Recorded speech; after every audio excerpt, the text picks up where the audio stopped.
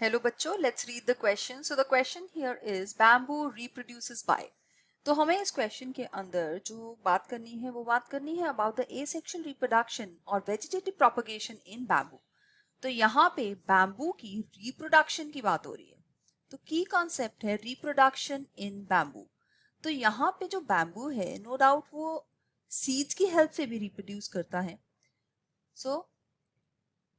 लेकिन यहाँ पे हम स्पेसिफिकली बात कर रहे हैं reproduction by means of certain vegetative structures. तो जो सबसे पहला वेजिटेटिव स्ट्रक्चर का पार्ट यहाँ पे दिया गया है वो दिया गया है राइजोम्स, और ये इसके लिए करेक्ट आंसर भी है. जब हम देखते हैं बैम्बू की बात, तो बैम्बू एक तरह का पेरिनियल प्लांट तो है, लेकिन ये फ्लावर जो करता है वो वंस ही करता है अपने लाइफ स्पैन के अंदर. Flowers only once in lifetime. और ये जो ग्रो करता है ये करता है in the form of culms. तो वो ग्रुप ऑफ कल्म्स होते हैं जो ग्रो करते हैं. जैसे ही ये कल्म्स जो हैं इसके साथ अटैच्ड होंगे तो ये कल्म्स जो हैं ये हेल्प करते हैं इसकी ग्रोथ के लिए.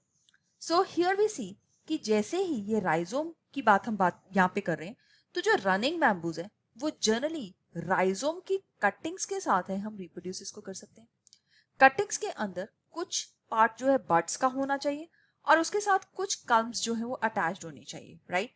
सो यहाँ पे हमारे पास ये बैम्बू है, दिस इज द कल्म, ये बैम्बू है, इसका ये कल्म है. तो इसके नीचे यहाँ पे हम देखते हैं कि राइजोम होता है जिससे और प्लांटलेट्स भी ग्रो कर जाते हैं. तो अगर हम इसको रिप्रोड्यूस कराएं तो हमें चाहिए, यहाँ पे अगर बड लगी है तो हमें एक कल्म चाहिए, साथ में कुछ पार्ट जो है राइजोम का चाहिए, तभी ये रिप्रोड्यूस कर पाएगा. तो इस केस में हम देख सकते हैं कि जो ऑप्शन नंबर 1 है that is rhizomes, that is the right answer for this question. लेकिन जो बाकी ऑप्शंस है इसके बारे में भी देख लेते हैं कि ये क्या दिया हुआ है. बाकी ऑप्शंस में हमने देखा जो सेकंड ऑप्शन है बी, इसमें लिखा गया है ट्यूबर्स. तो ट्यूबर्स जो है जिस तरह से पोटैटो का ट्यूबर होता है उसके अंदर बड्स या नोड्स होती हैं.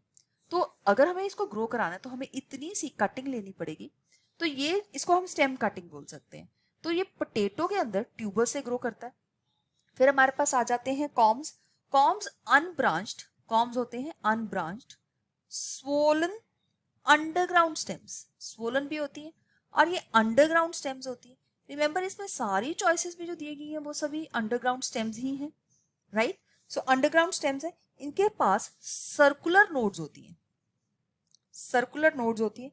और ये देखा गया है अमॉर्फोफैलस के अंदर और कोलोकेशिया के अंदर, अमॉर्फोफैलस एंड कोलोकेशिया. तो ये ऑप्शन भी नो डाउट रॉन्ग है, बी ऑप्शन भी रॉन्ग है.